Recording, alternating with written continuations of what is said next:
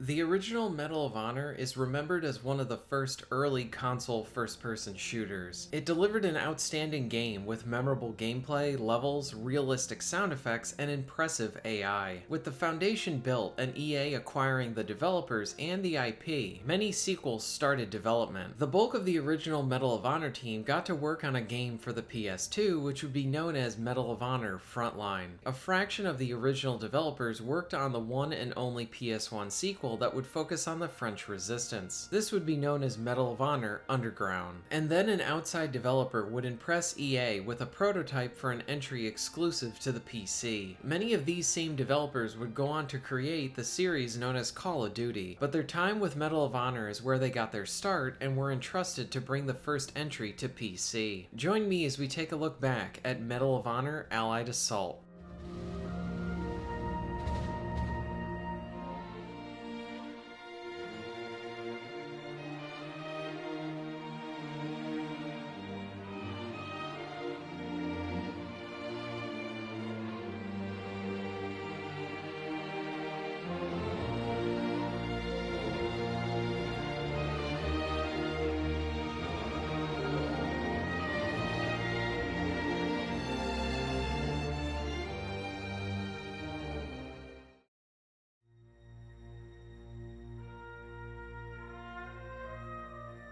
Medal of Honor on the PS1 was met with both financial and commercial success. This first game built a strong foundation for future titles to follow. As such, EA commissioned different studios to get to work on several sequels. One of these upcoming games would be an exclusive to the PC, and it would be the first time that the series would be making an appearance on there. EA was looking at different petitions from developers to essentially find the best fit for this game. As such, 2015 studios put together a small demonstration using the Quake 3 engine that provided a prototype of the gameplay that they wanted to make for a Medal of Honor title. When the developers showed EA this prototype, they were sold, and this is where the work on Medal of Honor Allied Assault began. This would be the first time that an outside studio would be working on this young franchise. One of the original game's producers oversaw the project. The tone of Allied Assault would be more in the realm of an action game rather than shooting for a tactical squad-based game. Essentially, the developers wanted to provide streamlined realism to the players, along with keeping an authentic tone to the experience. So the approach for the game would be authenticity over realism. This meant that weapons and locations would remain close to their historical counterparts, to prevent breaking the player's suspension of disbelief. To provide some variability to the game, the levels would feature both scripted and unscripted moments, meaning that if the player replayed the game, they would have a slightly different experience based on how the enemies reacted to the player's actions. Allied soldiers would show different forms of human emotion to really establish an authentic feel to the gameplay. The game would feature the players assuming the role of a newly recruited member of the OSS. The campaign would take players from Africa throughout the European theater. Early on, the studio wanted to tackle D-Day and provide that intensity to the players. The studio showed their level to Steven Spielberg, who was blown away by what they achieved. This started a collaborative relationship where the developers and director worked to tweak and polish this area of the game. There was some disagreement between the developers and the publisher. EA wanted the game to maintain a teen rating like in the first entry. This way the game had the best shot to reach the broadest audience possible. Some of the developers were not thrilled about this as they wanted to explore showing intense blood effects. While developing the game, the team got creative in providing reactive and satisfying animations to shot enemies to ensure a quality shooting experience. For example, enemies would have a tendency to react realistically depending on where the player shot them. This is an example of the studio having a restriction imposed upon them and being creative within that space. The developers cited that making Allied Assault was not an easy task. The project did not have the strongest leadership, which led to many developers not working well together. The last 6 months of development is really where the game came together. The developers earned an opportunity to show what they could do with the Medal of Honor franchise. They were also responsible for bringing this young and beloved series to the PC. In January 2002, Medal of Honor Allied Assault was released to the world.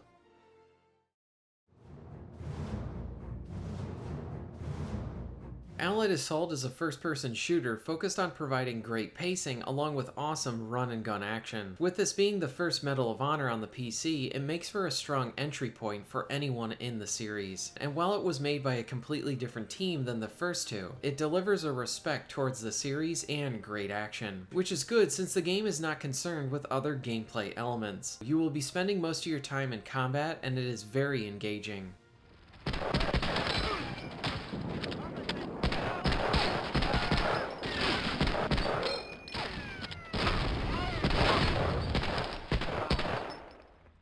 There are a few hiccups along the way, but when the game is doing what it does best, you will not want to stop playing. Instead of throwing you into the action right away, the game opens up by providing you with a short training mission. Here you learn the controls like how you can crouch for cover, jump, and using some of the different firearms. Thankfully the sequence is short, but I would have rather the game open like the first one, throwing you right into the action and having you learn as you go. Especially with this being a first-person shooter and not really having any foreign elements about it. For the most part, the levels are enjoyable with solid action. While being a bloodless game, the enemies are very reactive with your hits, making the gunplay very rewarding. The gun sounds are awesome in this, with solid feedback and great impact. The reactions create some amusing deaths, like hitting them in the neck, causing the soldiers to grab their throat. The enemies are pretty aggressive as well. Even on easy, this is not a cakewalk. There are a few parts towards the end where the game feels like it spreads out the amount of health packs, but for the most part, if you play carefully, you will do just fine. But with all of the gameplay centered on the shooting, the developers really made this element stand out, along with good levels and enemies to fight. There's a power behind your shots that feels like the shooting has a greater punch than you would usually get in a shooter. All of this is done to enhance the action and create exhilarating combat. To go along with this are different guns that you will get to use. The main gun offers many of the expected weapons, with the 2 expansion packs offering some new weapons to try out as well. These will range from different rifles, snipers, and machine guns. Allied Assault has an energy about it where you feel like you're on a roller coaster the entire time. In a way, you can really see the framework for what these developers would use for their future Call of Duty franchise. The shooting is great, feels awesome, and sounds good.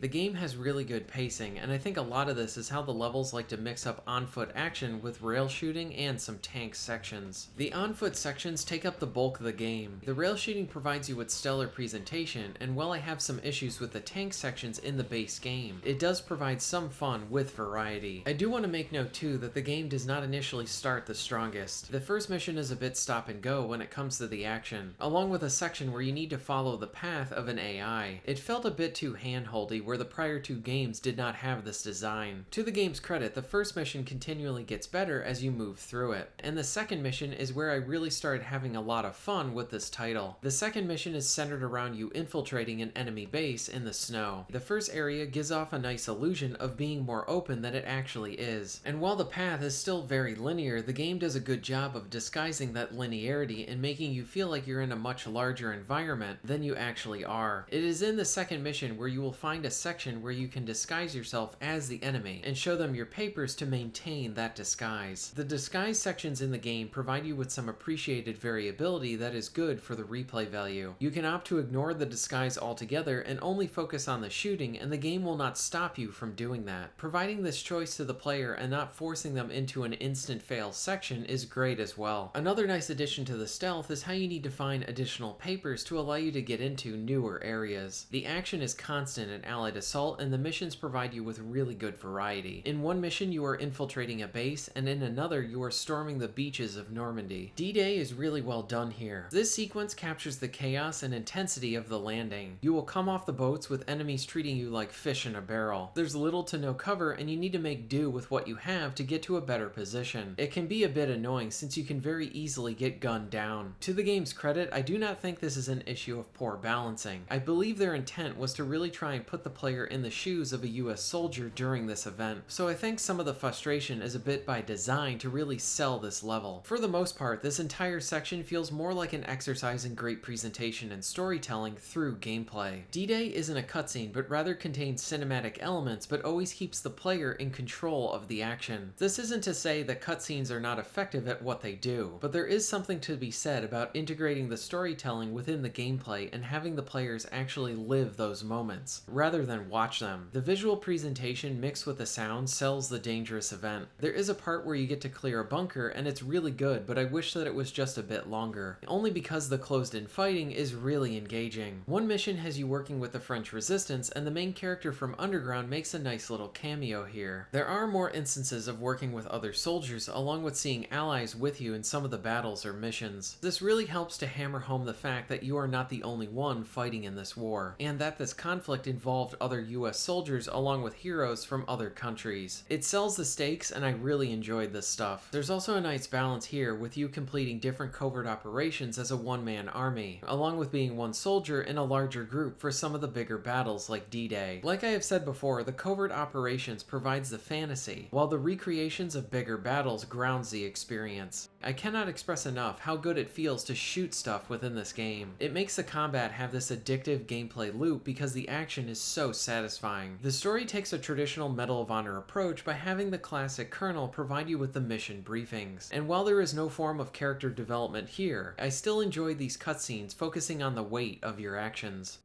I'm Colonel Hargrove from the Office of Strategic Services, the OSS. Our branch specializes in covert operations, usually deep behind enemy lines. Espionage, sabotage, infiltration. That's the business we're in, Lieutenant. As you know, Germany's famed Africa Corps has captured key locations along the southern coast of the Mediterranean and is now digging in. Our response, in coordination with our British allies, is an invasion of North Africa. The attack is codenamed Operation Torch.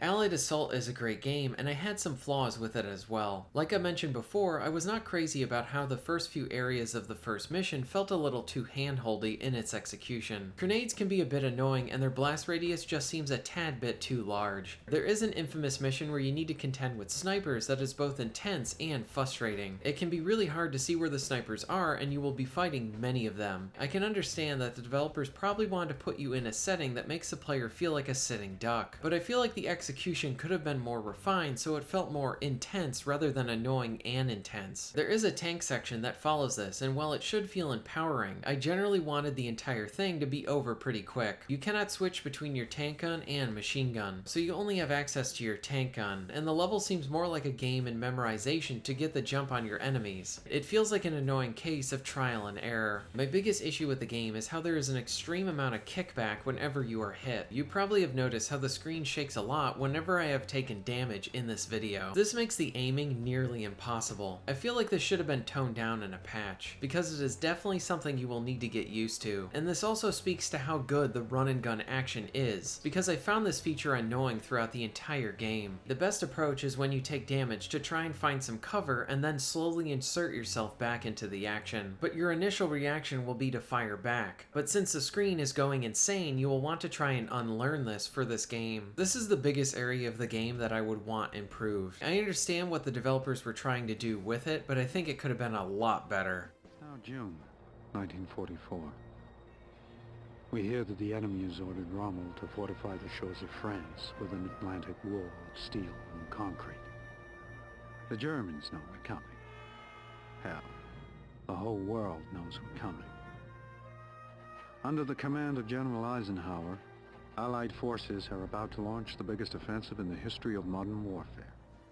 The two expansions to the game are pretty good as well and come with their own flaws. Spearhead has you with the 101st Airborne. The best part about the story is how Gary Oldman is narrating the account of a soldier during that time. He adds a lot of weight to the cutscenes. The expansions also add in the ability to lean. You cannot lean in the base game, which is an auto mission considering that this is a PC shooter, but thankfully it is featured in the expansion. New weapons are provided to the player and the action is still pretty good. My one issue with Spearhead is how you need to protect a a captain in the first mission, and he can die quite easily a lot and cause a lot of frustration. I liked how the first mission is really dark and you need to contend with that while you are fighting the opposition. Breakthrough hits the ground running with a lot of action and a fun tank sequence. Here you need to battle soldiers along with a sandstorm, which makes for a nice set piece. The tank section is better here since you can switch between your guns. This first level is really impressive from a visual standpoint. Impairing the player's vision here makes you feel like you are walking around blind while also trying to shoot anyone that you come across. There are some short parts that hurt the pacing of the good shooting, like one part where you need to cover a guy opening a door, and you do not have a lot of ammo and he can die pretty easily. The entire package is pretty good at presenting these memorable set pieces to the player. Everything from an engaging one-off section where you fight through an area with a gas mask on, to fighting the impaired visibility in a sandstorm and at night is thoroughly engaging. Both expansions essentially provide more of the same expected action, and while there are some hiccups along the way, you'll find yourself forgetting about any of those issues you have with the game when the action is good, and thankfully that is most of the game. Allied Assault with its expansions is a really great experience that has some hiccups that hurt the game, but when you have gameplay and shooting this good, these annoyances do not overshadow all of the good that this game does. Allied Assault remains an awesome first-person shooter.